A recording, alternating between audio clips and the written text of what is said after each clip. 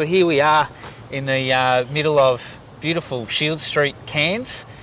Your division, actually, Rob, for the Mavericks Podcast. Today, my guest is you yourself, Rob. It's great to be here. I'd like to think everyone's passionate about the CBD and caring for it and taking an interest in it. So, yeah, it's good to be here on a Sunday. It's good. It's a nice day too. I thought today we'd kick off probably our first episode with a bit of an introduction for those that don't know who you are. Your story, you know, where you come from, little baby Rob Pyne, and how did you get here? You know, Mate, my story is really simple. I grew up in Edmonton. Dad was in local government. I went to Gordonvale State High School. Got a job working for a bank when I left school. Then worked for the public trustee. Wow. Doing conveyancing and deceased estates. Okay. Broke my neck in 1991. Married my partner Jenny. Completed a Bachelor of Arts in History and Politics and then a law degree. Wow. And then ran for council, got elected, and now been a councillor, I think, almost 15 years, and a state MP for 3. Wow. So Cairns born and bred. Yep. Down there in Edmonton on the south side. And you said your dad was in local government. Yep. Did you always have an idea that you were going to end up in local government because you had that family history, or did it come later on? No, look, I was always interested in politics. Yeah. My politics were always to the left of my father, and I knew that, but I had no intention of putting my name forward, and broke my neck, of course, completed a couple of degrees, and I thought, well, what options are there for employment? And that was when I ran for council in 2008, had a young child, and it was paid a salary, so I thought, yeah, I'll give this a go. Yeah. And I guess talking about breaking your neck, how old were you? 23 at the time. 23, yeah. So you're a young fella basically, a little bit younger than me at the time. What were you doing at that time? You were already married then, or? Yeah. I was married. Jenny and I had just moved into, my grandfather had passed, so we moved into his house in Mount Peter Road. Okay, yep. So we were living there, and I was working for the public trustee in town, and when I broke my neck, that's when it sort of coalesced around what are you going to do, you know, it's very hard and there's not a lot of role models, so you've just got to have confidence in yourself and work hard. Yeah, you know, that's a good point that you raised there, and I'm glad that you touched on that, is the self-confidence that you need, because there isn't a lot of people. I mean, I know that as far as I know, you were the first and only quadriplegic, you know, member of parliament and local government, so there wouldn't have been a lot of people in that situation doing this kind of thing. So you really had to sort of create your own path. Yeah. And I mean, I find that really inspiring. But what was going on for you at the time? Obviously, you're injured and you're thinking, you sort of got those questions. What am I going to do with my life? Yeah. How am I going to get there? Well, contrary to what some people may think, I'm a quadriplegic, not a paraplegic. So I can't move my hands or I've only got 50% function in my arm. So for me, mentally, it was, how can I do it? Yeah. I want to do this. Okay, how can I do that? Okay. For example, when I did my law degree, I thought about, you know, maybe being an article clerk, but obviously they mainly do messages, run around. Yeah. And then physically, so you've just got to look at where are opportunities. And again, came back to elected office. What do you need to use there? Just your mouth. Yes. So I thought I can speak out. Yep. And and that was something I was passionate about, my local community, so that gave me an option to go down that pathway. You know, I think that's really inspiring too, is focusing on what you had as opposed to what you didn't have. Like you said, you've got your mind still, you've got your mouth, you can represent people. Yep. Obviously you had that family background. How much did that affect maybe your politics or your entry into politics? I think having that knowledge growing up of what a council division is. Yeah. Like the person who represented the area I first stood for was a guy named Jeff Pizzuti. He was a cane farmer who was a councillor.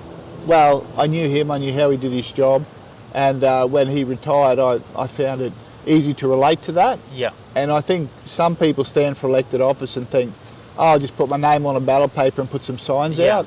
And they often don't know how the process. Sometimes that's an advantage, because if you've never been in a role, you can promise all sorts of things because you think you can actually do this sort of stuff. Yeah. So that can be an advantage. But look, if you don't know how the electoral system works and how how we're governed, I reckon that'd be a good thing to do before you put your name forward for elected office. Now, your dad was the mayor of Cairns? Look, my dad for most of his period was mayor of what we referred to as the Mulgrave Shire Council. Okay. So that incorporated Gordon, Vale, Edmonton, all the way into Warree. Yep. And then on the northern side of town, once you cross the Barron River Bridge, yep, you are leaving Cairns to go back into the Mulgrave Shire. Yep. Again, even places like Stratford, I think, were in the Mulgrave Shire. So certainly Yorkeys Knob, Holloways, Machins, okay. they were all Mulgrave Shire. So wow. you had that growing, larger municipality called the Mulgrave Shire. Yep. And in town you had a Cairns City Council area that had older infrastructure and was really landlocked. Yep. So at some point the state government did a forced amalgamation and said, we're going to combine these two councils and make them one. And then later they included Douglas and called it Cairns Regional Council. Yep. The Douglas merger didn't take, unfortunately, but we remain called Cairns Regional Council today. Yeah. So I think, correct me if I'm wrong, did your dad sort of finish up around early 2000s?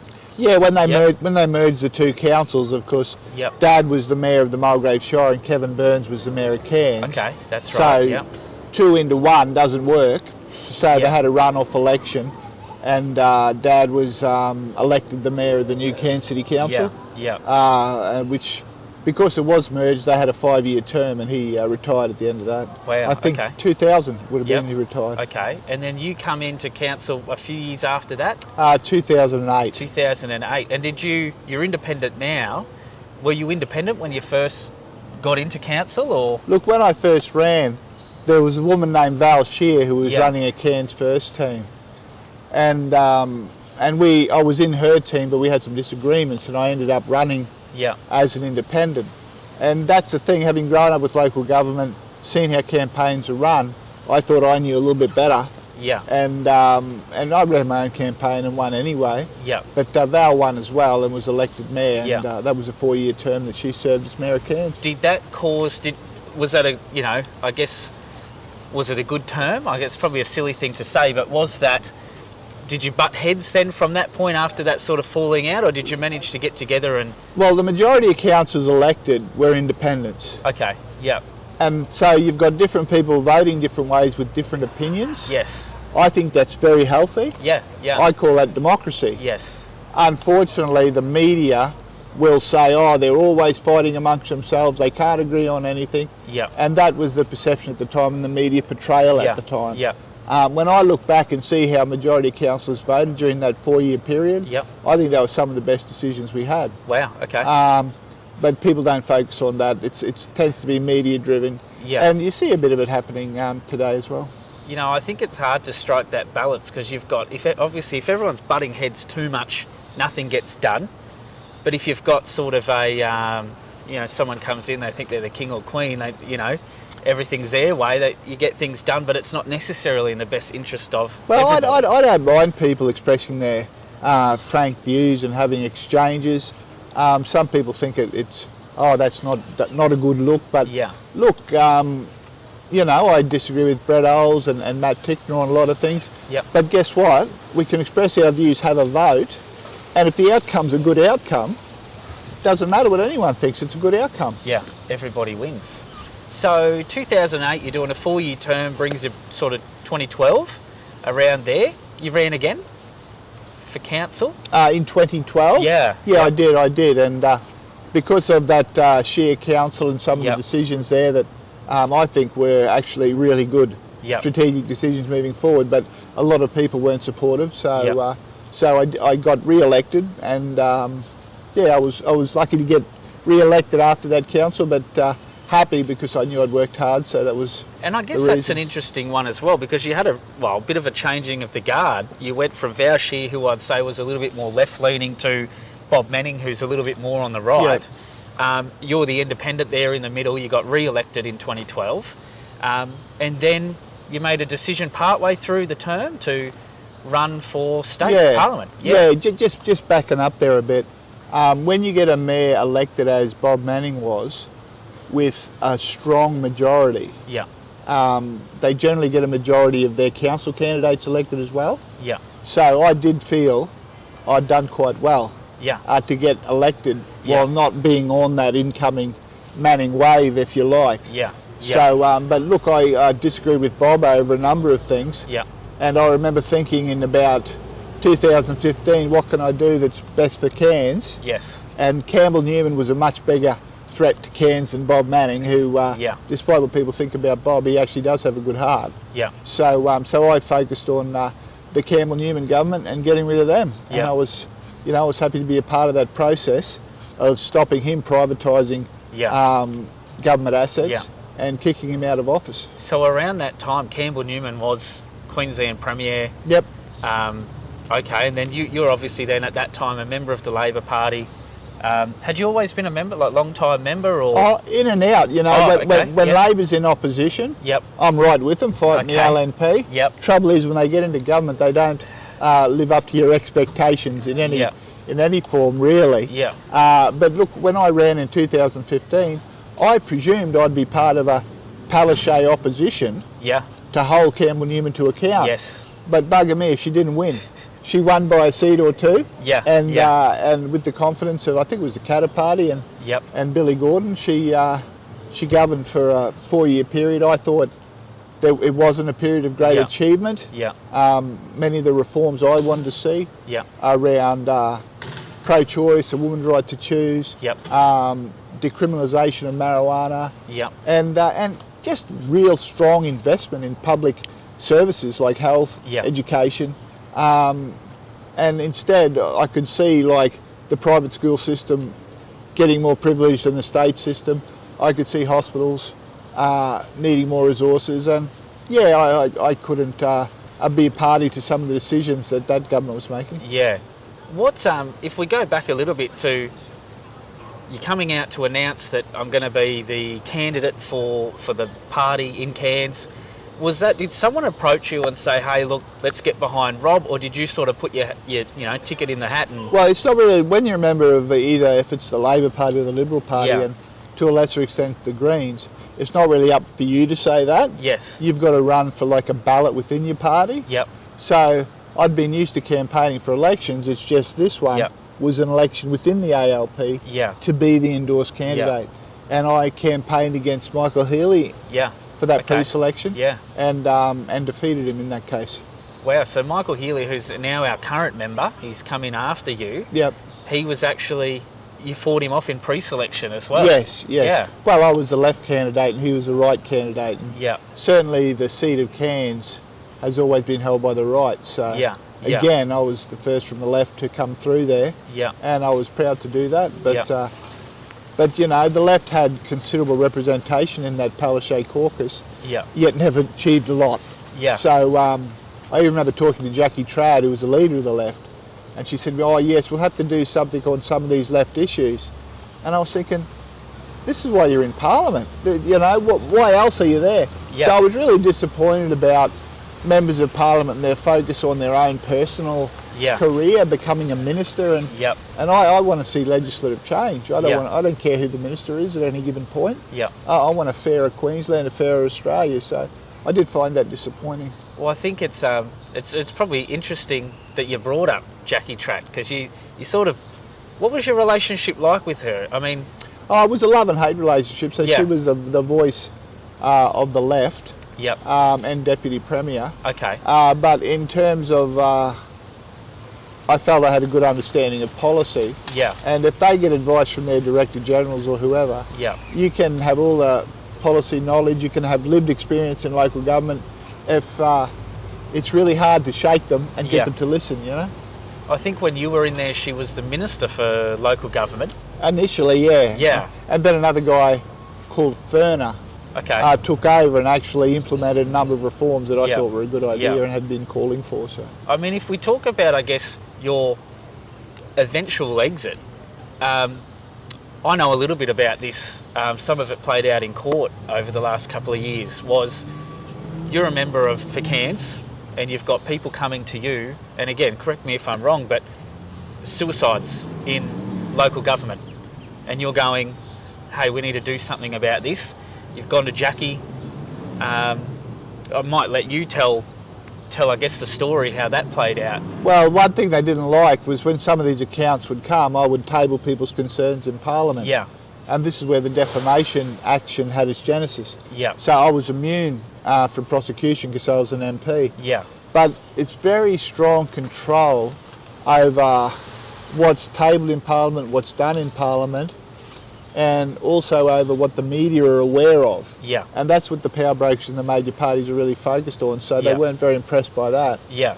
And you know, people in Westminster systems have been tabling documents in Parliament for hundreds of years. Yeah. So when I see the government try to limit that, I'm very concerned. Yeah. You know, and I really think this party control of our parliaments by the major parties has really lessened our democratic rights. So you're in a major party, you're in the Labor Party, they're in government at the time, Anastasia Palaszczuk, and would you say they were sort of, well, controlling what you could and what you could not present on the floor? Yeah, very much, but don't think that doesn't happen in state and Labor and LNP parties and governments throughout the country. You know what I mean? So they've like got that. It was me learning how they operated. Yeah.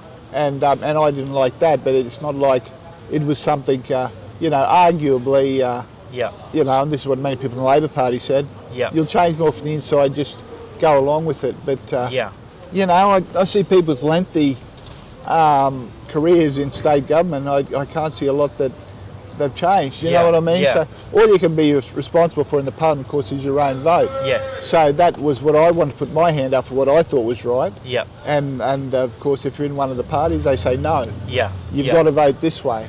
And often it's like, how would you be in the Australian Parliament now if you had to support Israel and their genocide and the murder of so many people in Gaza? Yeah. You know, I'd last 2 minutes in the Labor Party because I wouldn't cop that. Yeah, this is probably a really good question to ask because it's something that I have always admired you for, and it's that decision that you had to make to say, well, I'm going to go against the grain here, I'm going to go against the party here and do what I think's right. What was happening for you at the time? You know, what was going through your mind? I mean, I would think might have been an easy decision, you know, it's wrong or right, but it's also, I'm leaving a lot of friends behind, leaving the party behind.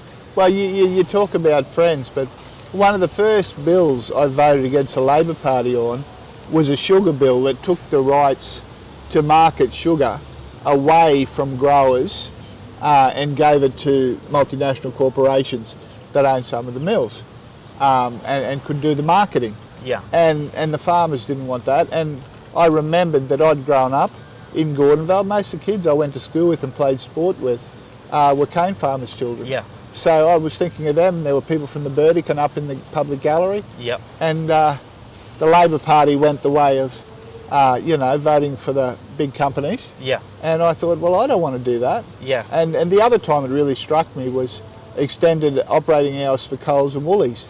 Like, why is the Labor Party advocating for Coles and Woolies? Yeah. Well, it turns out the reason's simple. The right-wing shoppies union has coverage in Coles and Woolies. So they wanted more people working, more coverage. Yep. Because that's how they fund the party, I guess. Okay. So, but I didn't get elected to help Coles and Woolies. Yeah. So, yeah, it's about, you can't really sit comfortably, I would say, in either of the major parties if you want to stand up for your values and the things you believe in. So you start out, well, really voting for the people of Cairns. You know, you're supporting the farmers. I think you're doing the right thing. At what point does that become a bit of an issue within the party? I mean, do they want to kick you out straight away? I could see the writing on the wall, so I just left. Yep. But I simply resigned to stop the argy-bargy. Yep. And I was really happy because with myself, Billy Gordon and the Katter Party, we helped to control the numbers. Yep. So I could support, you know, even voting with the Katter Party on some cases. Yep. Because for all their sort of social policy and anti-environmental rhetoric, they do support investment in regional Queensland. Yeah. Yeah. And they do represent some of the most disadvantaged parts of Queensland. So I could certainly support them on some issues. Yep. But Billy Gordon was a real ally as well in terms of values. He was Labor member too, right? Yeah. Up, well, you'd be you'd be actually interested in this. Yeah. Billy Gordon, as an Indigenous young male, uncontroversially, got in trouble with the law. Yeah. So what happened was they agreed to seal his record, and the reason they seal your record is so you don't have that baggage and you can get on and build a better life for yourself. Yes, exactly. And that's exactly what Billy Gordon had done. To the point we actually became Member of Parliament. Yep. And you're sitting in Parliament with him, and the record became unsealed. Yeah. So someone had leaked it, essentially his criminal history. Essentially leaked his criminal history. Yeah. And how did Palaszczuk respond? You're out of the Labor Party. Oh, he was removed from the party as well. Okay. And I'm sitting there thinking, well, you got one black guy in the party and you've just kicked him out. Yeah. I don't know, because I come from up here, I thought, yeah, you know, that's a good representation. Yeah, yeah. So I struggle with Palaszczuk at a number of levels. Yep. Got on okay with Stephen Miles, who came after her. Yep. But that's history now. Well, Stephen Miles is left, I take it, as well. Look, right? he's from the left, so you know how he justifies what he does now is a matter for his conscience. But I have less problems with him for sure. Yeah. So okay, fast forward then. You're then running an independent for state parliament as an independent. Yep. And Michael Healy now has finally got his Labor backing, I guess, if you will. Unfortunately, he didn't get through. I think it was, I don't know if someone told me this, was you got the most votes that an independent, I don't know if it was that election or through the whole, for an independent to get actually, you really, really sort of stuck it to him, that election. I just want to be careful there. There was a Labor guy who ran as an independent, I think before the Second World War. Oh, wow. So okay. I just don't want to say that I got that. Yeah. Back then. Well, you got a lot of support, but it wasn't enough to get across the line. I wasn't around in Cairns at that time, so I don't know. Did you and Michael preference each other? Was there bad blood with the Labor Party, or how did you go with preferences? Because I can't imagine you supporting LNP. Yeah, no, we all, I preferenced the Greens then Labor. Okay, but, and maybe the Labor Party did the same, I can't remember to be honest, but we all put the LNP last. Yep. And that was, geez, when was that? 2017? The very end. The very end of 2017. And then Michael's been, 2025, he just got re-elected again, so he's our current member, he's been in since then. So then what are you doing at this point? You're thinking, I've done local council. Well, I'll tell you what I was thinking at the time. I wish I hadn't studied history and politics, because I had a very clear understanding that my role as a state MP was that of a legislator, and that I had no executive function. I had no role in the delivery of government services because I wasn't a member of the government. I wasn't a member of the. I wasn't a premier or a minister. And a lot of people don't get that. And part of the government, what don't you do? Well, I wasn't part of the government. I knew I had my role was on legislation, getting the very best laws passed for the people of Queensland. But because people don't understand the separation of powers, like one guy had a disagreement with the Transport Department. He said, why don't you ring the manager and fix this up? Well, you can't, man. It's not your job, and they wouldn't do it if you rang them up anyway. So it is funny when you see state members that are just backbenchers. And they're claiming credit for hospital redevelopments, highway upgrades. Mate, if I could make one point to you, it's nothing to do with who your member of parliament is. The engineers at Transport and Main Roads design the roads. The manager of the hospital runs a hospital. Your state member goes and gets his photo taken. Guess what? That's all fake, brother. He has nothing to do with the delivery of government services. Exactly.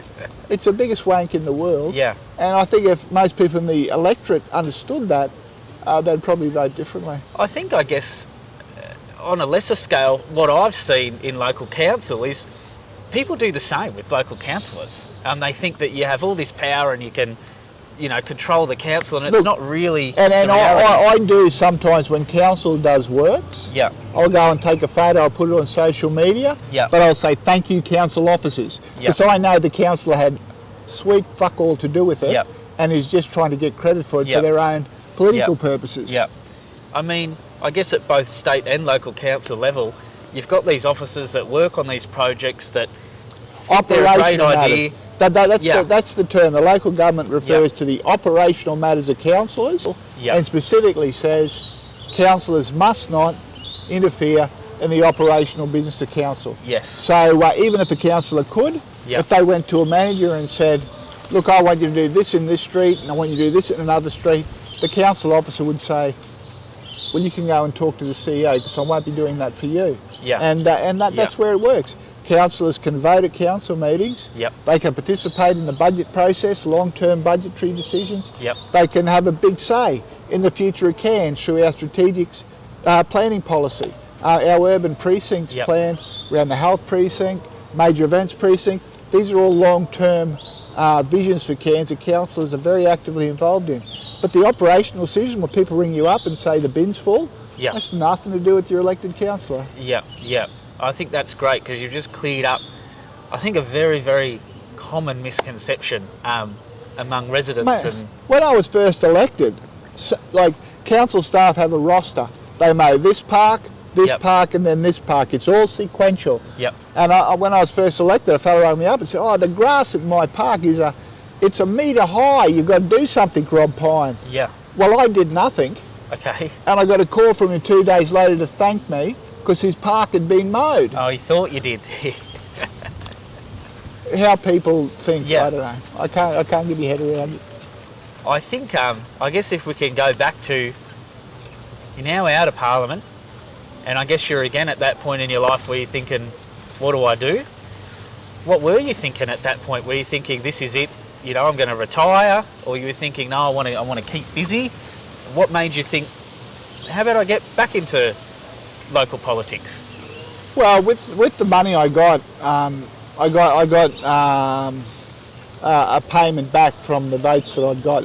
Just the way the electoral system works. Yeah. I had enough to, and to be clear on that, I think at federal level they get $1 something for every vote they get in an election. Yeah. So it gives you sort of, people like Pauline Hanson who don't kick it back to the party. Yes. She must be a wealthy woman unless she's mismanaged her money is all I can say. But obviously it was a state election and I had some money that helped me buy a car. Yep. So I ordered this wheelchair accessible van from Sydney. Yep. But I'd sold my car to another gentleman who had a daughter with a disability. Yep. So after the election, I was carless. Yep. So I just spent a lot of time, heading down to Mount Sheridan, the shops there, getting around the town. I think I was visible because of that. Yeah. So that kept my profile up. Yeah. And then I decided to run for council again. Yeah. Okay. And this time in a new division. Yep. What was your decision about that? I mean, had you moved? Was it just strategic? Well, Kathy Zeiger was doing a good job then, and I'd grown up in Edmonton. Yep. So I think a part of it was having grown up in Edmonton. I don't know, I thought I might be a part of the old town. Yeah. But of course the old town wasn't there anymore. Yeah. You know, the change. Yeah. And some of it good, some of it bad, you know. You sort of dethroned an incumbent. John Schilling, on the popular Benning team. Yeah. No easy feat. But I guess that sort of really shows how much the community, had love and respect for you at the time. And sorry, man. I'll catch you later. And then I think we met probably during that time when you were Division 2 councillor. Yes. And then fast forward, you're now Division 5 councillor, which is all of this beautiful area, the Esplanade. And to be honest, I hadn't intended on running. My wife had passed, and I'd said publicly I wasn't running for Division 2. Yep. And another gentleman, Steve Lippingwell, he was running there, and I'd encouraged him, so I didn't want to. Yeah. So, but then I saw Division 5. The incumbent Amy had left. Yeah. And was running for mayor, and I've always felt bloody people in the inner city treated a bit unfairly. Yeah. Other than the CBD, which gets a lot of attention.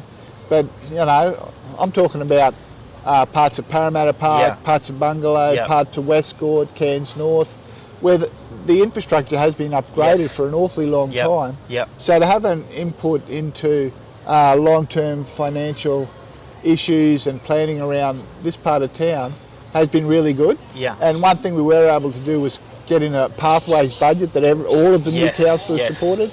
So to see some of these streets in Parramatta Park that have never had a footpath, finally getting one, I'm finding that very rewarding, you know? Yeah, and I think that's really your campaign was based around that, was based around people that live in, or just outside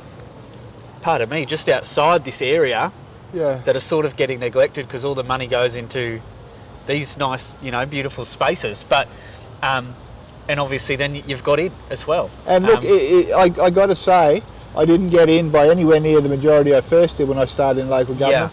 But by the end there, I couldn't, like people are talking about law and order and crime, and I would say, well, I won't be doing much about that because it's a state issue. And because that upsets people.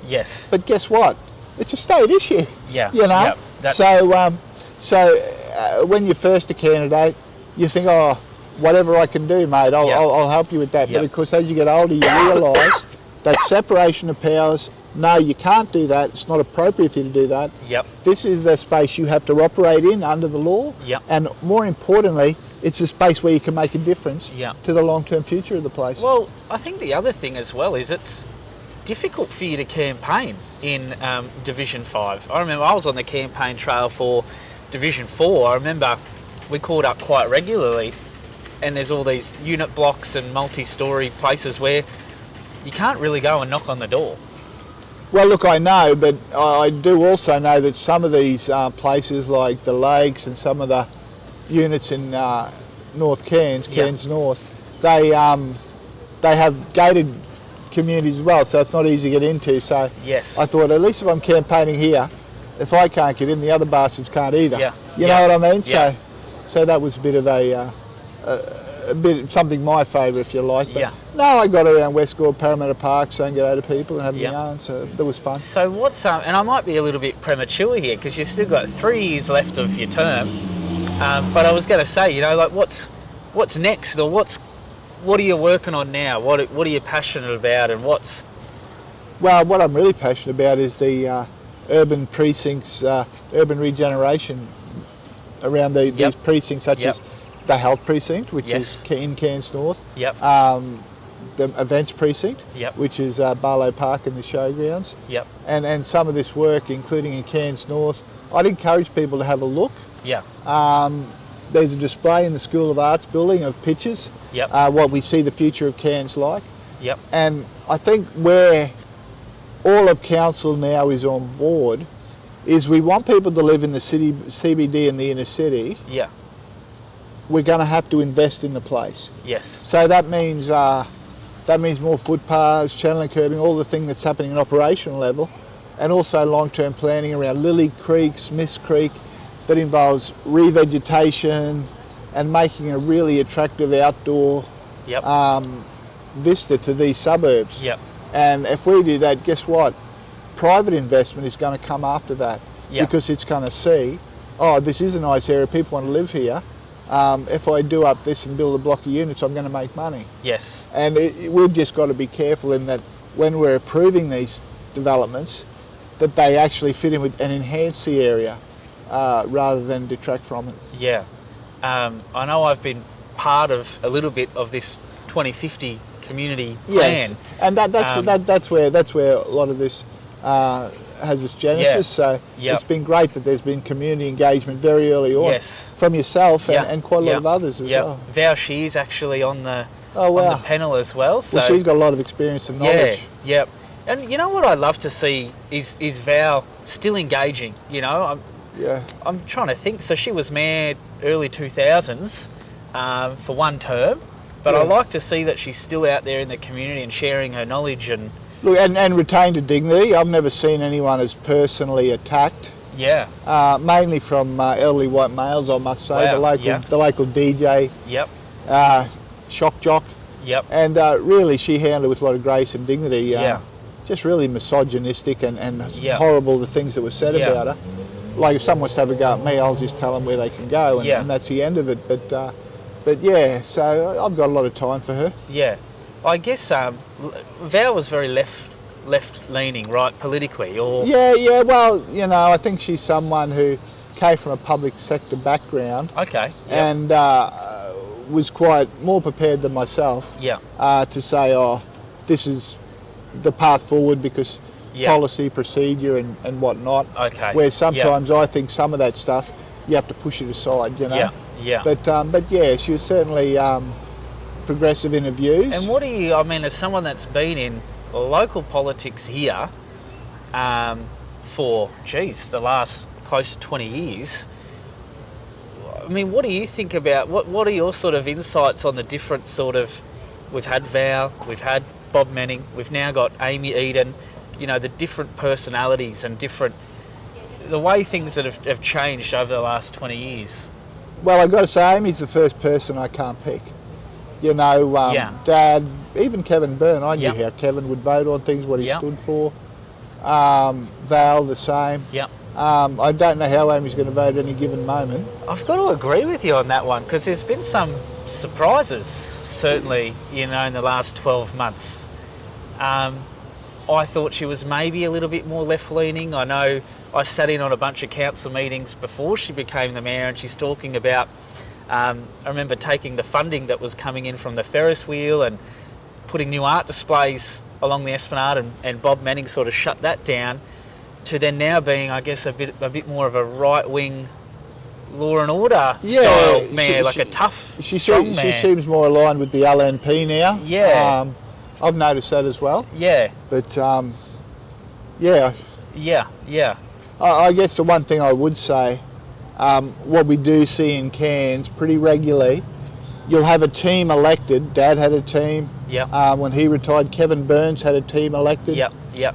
And people don't like that autocratic control. Yes. Then they'll vote for a group of independents. Yeah. And as I say, independents will disagree, sometimes fight amongst themselves, reach a conclusion, and people tire of that as well. Yep. So then they go back to a team. Yeah. So it is... so there's that sort of swing cycle. So now we've got a larger group of independents on council. Yeah. So look, I won't be running again, but it wouldn't surprise me if the next council is dominated by a team that gets in on a ticket. And honestly, if a team does have a mandate on a particular issue and they're elected, it's a lot easier to have that reform introduced. Yeah. But, you know, like I say, Val had a rump of about 4 core votes she could count on. Yeah. And then there were others that would come across on the issue. And I think that was a good council, 2008 to 2012. Yeah. Though the majority of the community wouldn't say that because they just remember the rhetoric. Yes. You know what I mean? And the politics. What are some of the things that you can point to around that time that they did? I mean, I think there was more infrastructure rolled out during that time. Wow. And the CEO at the time was a guy named Noel Briggs. Okay. And I think he saw that as an opportunity. Yeah. He thought, right, let's increase rates and get a lot of infrastructure through. Okay. So at that time you had the Cairns to CBD to Airglen cycleway built. Yep. The tennis centre that's right. was built. Yep. The tanks were refurbished and the visitor centre at the tanks was built and constructed. The Earlville Library was opened. And these are just some of the things that I'm thinking off the top of my head. Yeah. A big investment in drainage, infrastructure. I mean, only that it's before my time, so I really didn't know, you know. To be honest, the biggest thing in terms of dollar value was the Cleaner Seas project, which started under the previous mayor, Kevin Byrne. Okay. And a lot of that work was finished. Yeah. And that the whole concept was to treat our sewerage to a level. Yeah. We've got a young supporter here. Oh, hey, how are you? To treat it to a level where it could be discharged into Trinity Inlet, not harm the ecosystem or compromise the reef. Yeah. So that was the Cleaner Seas project, which was massive. Yeah. And that project finished at that time too. Oh wow, okay. Yeah. And then obviously I know under Bob we sort of had these nice big flash things. Yeah. The arts centre, the performing arts centre, Munro Martin Park. Yes, that's right. That did happen. That happened under Bob during a period where there weren't significant rates increases. Yes. Now, Val had the Cairns Entertainment Precinct, and that was largely state and federal funded, which was a really city shaping project that never went ahead. Yeah. So Bob was under a lot of pressure to deliver something. Yeah. And that's where CPAC come from. Yep. Which I'm not a great fan of. I always feel that was the second best outcome. Yeah. But Munro Martin Park's lovely. I mean, I think a lot of people don't realise, again, that those things I know council sort of takes, well, I know Bob Manning sort of took the credit for all of these things, but there is a lot of state and federal funding in there as well. So it's a combination of how are we going at the state level, how are we going at the federal level. I guess your mayor is the advocate for the region. They should be going and sitting down with the state and federal members to say, hey, give us some money, give us some investment here. And that's where I guess if we're going to cut Amy some slack anywhere, that's where it could be. Yep. So she's in Brisbane talking to the LNP this week. Yep. So she's more their way. Yes. Then she's going to be in Canberra talking to the Labor Party. Yep. The next week. So, but people can then make their own judgments on that. Yeah. I would like to think that the processes we have in Australia are robust enough. Yeah. That you don't need to play that game anymore. Yeah. And that some of these long-term investments in the regions are made on a more fact-based It's an analysis. interesting area here in Cairns politically. I say this to people down south, usually in one area you'll have very liberal people, another area might have people that are more, care about social issues. Here, when I came to Cairns, we had overwhelmingly, state parliament was Labor-led. All of our local members here were Labor members, and we had a long-serving Liberal member in Warren Ench from 96. Now the coin's sort of flipped. We've got, we've only got Michael left at the state level, but we've now just got Matt Smith come in at the Labor level, and I've just thought that that's a really interesting thing. Our people in Cairns can vote either way. That's true, and I got to say though, Matt's victory even confounded me. And obviously he had a party behind him, the Labor Party, but I don't know of any Labor candidate that's won the booth at Edge Hill the way he did. Yeah. So, I think Matt has a tremendous amount of political capital. Yes. How he handles that will be a matter for him, I suppose. I find if he's going to stand up on a lot of the issues he's passionate about, it will upset some more middle-of-the-road conservatives that probably voted for him. Yeah. My advice would be, who cares, do it anyway. Yeah. Because at the end of the day, you can't represent everyone. Yeah. You've got to decide how you're voting on a given issue. And what do I mean by that? Well, if there's legislation that advances tenants' rights, such as the right to have a pet, which was one that I've been interested in. Yep. It's going to disadvantage landlords. Yeah. If you have a law that says greater workplace health and safety, yes, that's going to benefit workers. It'll be a cost to business. Okay. So at the end of the day, it's a balancing act. It's a balancing act, but I think, and this is where Amy's probably not performing well, you've got to make it clear what your values are, what you stand for, and be consistent to that. Yeah. And I think that way, people that have different politics to you will nonetheless respect you. Yeah. And importantly, they'll know what you're going to do if they vote for you. Yes. Yeah. Well, that's, coming back to the general voter and ratepayer, you do want to sort of have a good idea about who your representative is and where they stand and which way they're sort of going to vote for you when you're picking a representative. Matt had an overwhelming majority. I thought it would be a lot closer than it was. Me too. Against young Jeremy Neal, who I sort of knocked off the perch there at local council level. He put his hand up federally and didn't make it. I was very glad to see Matt get in there. It was a bit of a surprise. Obviously I was rooting for Matt, but I thought it was going to be a lot closer. Warren has been around for a long time and people have been voting federally up here at least very liberally. I know, and sometimes you do get the mentality like, the sort of great man syndrome, but the reality is Warren probably only ever influenced 3 or 4% of the vote. Yeah. But when you're sitting on 49% in a seat, that's enough. Yep. And it kept him in there. Yep. And this swing away has been a bit, that loss. Yep. So you've got the loss of that Warren Ench vote for the LNP. You've got the swing that was a nationwide swing. Yeah. And then you've got some increment on top of that that you've got to give Matt credit for personally. Yeah. So that's, when you add it all up, that was the outcome. And I think we had this conversation before the election. I just thought Matt was a better candidate, a more popular candidate more well-spoken candidate, but it's not always really about the candidate. When you're talking state and federal levels, it's little bit, full grain. It's the colours. That's the main factor. Yeah. But obviously, letting the party seats. Yeah. For the major party. Yeah. Having a match there. Yeah. Or someone. Yeah. That, like I say, like the Philippines. Yeah. Yeah. But that's the thing. Yeah. Yeah. The low party representing. Yeah. I look forward to see.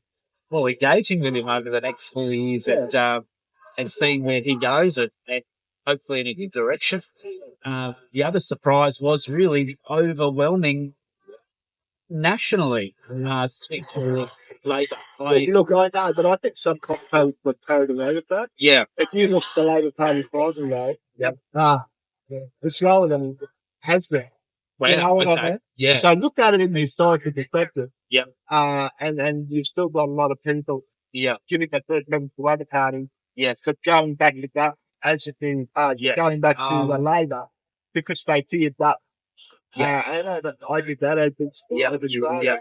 We didn't go Labor, but we knew we didn't want to do that. I thought it was going to be a lot closer. I thought on the whole. And sitting back on election night, it was just, so overwhelmed. It was, you can't tell me to shut back. So, I love the many other people come back. Yeah. And that's the only bus had feeling. Yeah. Distance himself. Yeah. From the Orange Man. Yeah. And he paid to make a call. Yep. Yeah. It's interesting. I know our local candidate at Rare, Jeremy Ingley, for LNP, had Donald Trump hats at his campaign launch, and he had all these old supportive TikToks or Twitters or something to Donald Trump. And I thought that people had a lot of love for Donald Trump. I mean, at the time. I mean, now it's pretty evident, some of the things that are going on in the United States are just out of control. I mean, today he's standing there in front of the army on his birthday with a big parade, It's almost all Korean in Ashford. Yeah. The last week, riots, which isn't uncommon in America, protests, but I think we're seeing a lot more now. And in countries like America, most democracies are found up over right to protest. And now you're seeing people arrested. They're people dragged in their homes. So that's bad. So I'd like to think to support that. Well, I think that makes sense when we look at international politics. We look at America. America's sort of like Dad, they're very strong. They'll take on, the bad guys. Whereas here in the UK, I think as well, where we get our Westminster system is we're a bit more like Mum. We're a bit more, I'd like to think, caring. We care about social issues. We have welfare. We have Medicare. We have all of these amazing things. Well, I hope so, because, people in Cairns say they don't like home, big work street. Yeah. Well, go down there. Yeah. And then like the other people out of the street, because they've got very good social welfare. Yeah. Access to health services, security limited. Yep.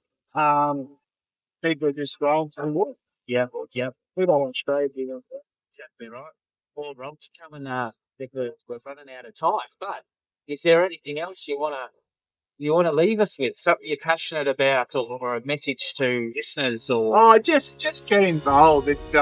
I got passionate about climate change, and obviously fighting governments like the Trump dictatorship. Yep. I just like young people to know they can make a difference. Yep.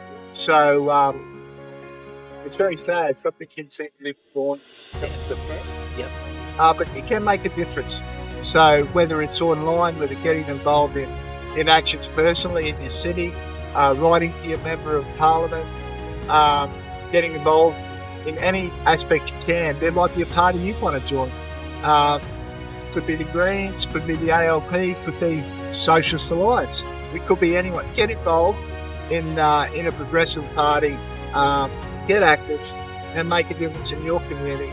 And when enough of us do it, do help change the world. Awesome. I think that's a perfect message to finish up with, Rob. Yeah, I like that. Look forward to the next one, mate. Simon, I was surprised how much I enjoyed that.